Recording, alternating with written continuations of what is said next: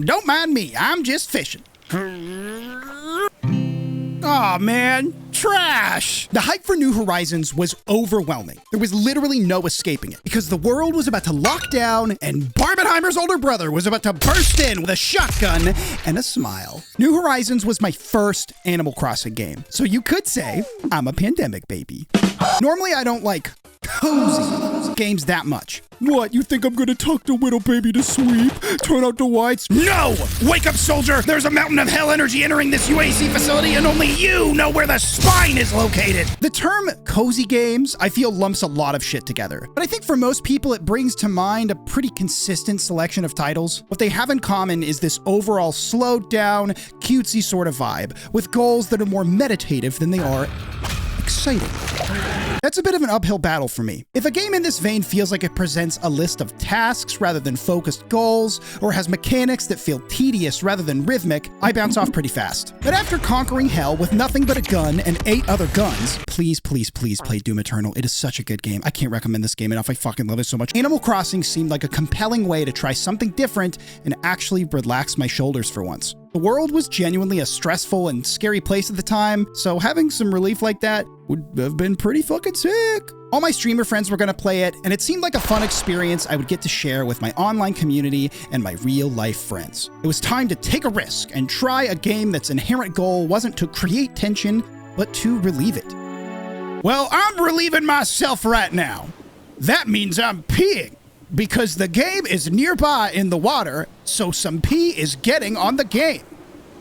This game sucks! The goal of Animal Crossing New Horizons is for you to build your own town on a deserted island. Crafting, catching bugs, hanging out with villagers, inviting real friends to your island, fishing! All of this to build a nice little island getaway for yourself and your room full of toilets. What makes this series special is that all of this happens in sync with actual real-ass, human-ass time. Synced up day-night cycles, seasons, holidays. Don't look at our crotches while we synchronize our watches! So, trees need time to grow after you plant them. Different characters visit on different days of the week. Tom Nook takes time to build a new room in your house so that you can fill it with Godzilla and the Angel of Death. The point is to take the game one day at a time, creating a parallel to your real life. To me, it's similar to other meditative practices like taking care of a plant, keeping a daily journal, regular exercise. All of these things have a small amount of tedium, but the rhythm of taking care of something in small steps is really healing.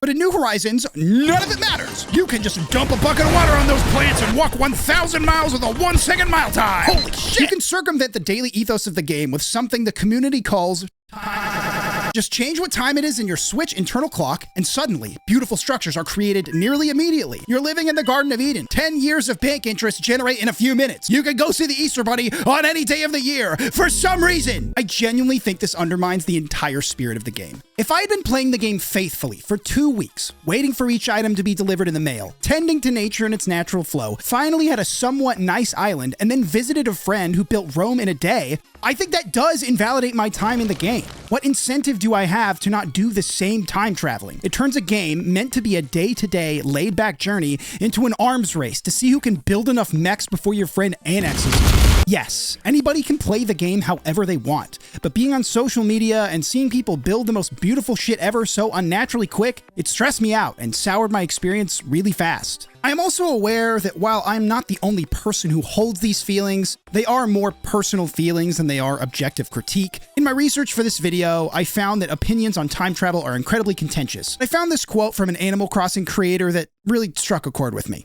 Personally, I typically feel like the game is best enjoyed on the regular day-to-day basis in your beginning experience with the game, and then once you've kind of done everything that the game has to offer, like pay all your debt and get your island to 5 stars or whatever, time traveling to help ease the process of moving buildings around, ordering more than 5 items a day to decorate some idea you came up with, it's all fair game. It's better to time travel than get bored of your game and put it down altogether anyways. I think this exemplifies that New Horizons pacing is really lopsided and unintentionally encourages an exploit that undermines the game's entire purpose. The early game is structured around gathering materials, so new structures in the town can be built. More characters move in that can afford you different things. And once you do all that, that's it. You can craft more and build more, but otherwise, the exciting part of the game is over.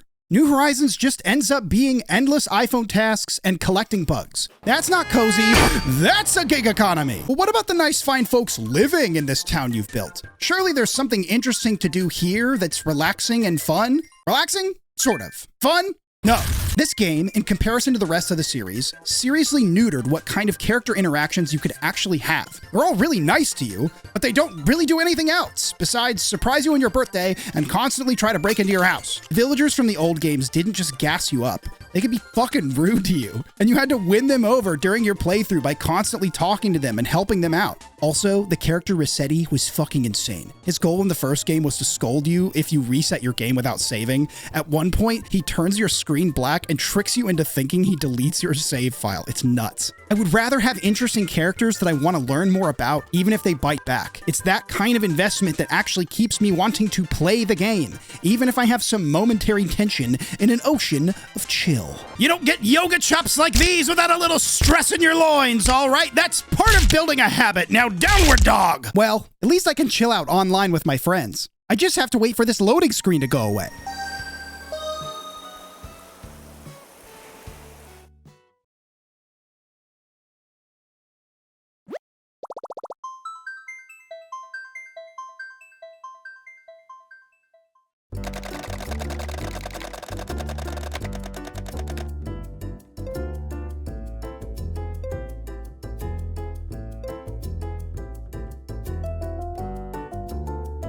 Online in this game is awful. You can visit other people's islands, make trades, and that's it. There's not really any other minigames or co-op specific mechanics you have available. I built this boxing ring for nothing. And this boxing ring. You can have up to 8 players in an island, which would be really awesome. Except that every time a player joins, it plays a 30-second cutscene to let everybody know that they are joining. And then anytime somebody leaves, it plays another 30-second cutscene for every player. I once opened up my island to sell turnips to some players, and it took everybody 20 minutes to buy it. There's also so many other little UI things in this game that are inefficient and slow, and it just makes my blood boil. Not cozy! New Horizons was fun at first. I had a good experience with my friends, but as time went on, it didn't feel like I was building a town. Just a list of chores to gain points and talk to empty characters for no real reason. It wants to have chill vibes, but it's just irritating. It does have fishing, but it's not really that fun. You just stick your little fucker in the water and hope the fish goes for it. My time with this game eventually came to an end. And I'm not lying when I say the actual moment I stopped playing New Horizons was when I realized my effort was better spent decorating my real, actual house. Phew! Now I need to relax for real! Oh, shit! When I saw Webfishing pop up, I had no intention of playing it. Oh, look, an indie dev made Animal Crossing, but it's better and it's going viral on X, the everything app. I was done with this series. That was until one of my best friends randomly gifted me the game and asked me to play. We hadn't gamed in a while, and I had some rare free time, so I said sure. I don't have any bait attached, damn it.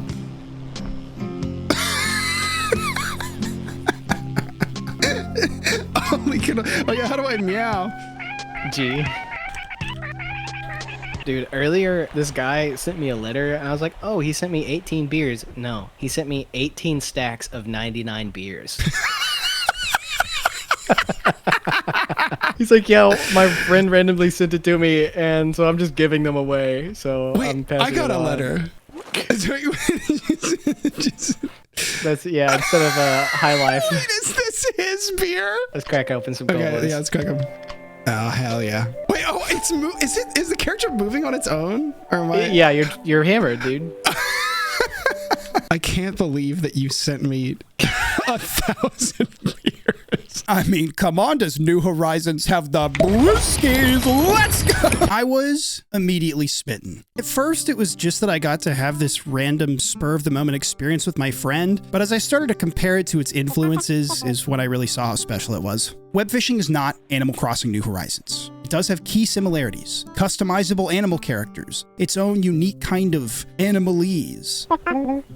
It's got a series of items and cosmetics you can earn, and it's got a very familiar, cozy, casual vibe. And it's got fishing, where you hold up your big old fish as a song plays. Like this fish that says, "What the fuck?" There's no crafting, there's no villagers, there's no plot, there's just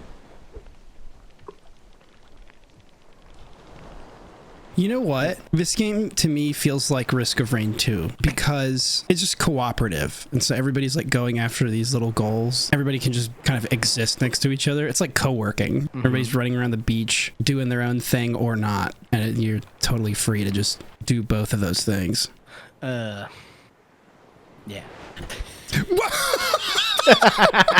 Really, the game is more of a co-op chat room that has this ephemeral quality to it. You can hop into any of these wild server names and have conversations of varying quality. I did find it particularly funny one time when nobody joined my server, so I made it something more clearly queer identifying, and immediately it began to fill up. Oh, yep, dude. What'd you name it? Dr. Pepper is non-binary. I'm here for the non-binaries. I saw Dr. Pepper. I had to join. Eeper peeper. If Animal Crossing feels like a dead-end job, Webfishing is the first weekend you've had in years where there's truly nothing to do. You can actually relax. Like this guy who offered me a joint and then just typed out what it sounded like when he puffed it. There are achievements and small goals and things to earn in the game, but they just happen so naturally. You don't have to focus so much on optimizing outside of a handful of items. It's like camping to me. You're with your friends or family for a weekend and you hang out in the woods and figure out how to make your own fun just cuz. You can stoke the fire, go on a hike, go fishing, or try to jump on this rock over and over and over. There's also just a ton of funny, silly things to do. There's this glitched area that people go to in the game and it got a little bit of official support, and there's mods. Me and my very good friend Jess heard somebody playing Buddy Holly on guitar and then realized you could hook up a MIDI player to the guitar in game. I spent an hour setting that up and then just ran around people's servers playing Rattlesnake by King Gizzard and the Lizard Wizard. And then I figured I was disrupting the vibe, so I just fished with everybody instead. Also, I make my own music. It sounds like this. Sorry, that was in the game. It sounds like this. Or if you're more of a Doom fan,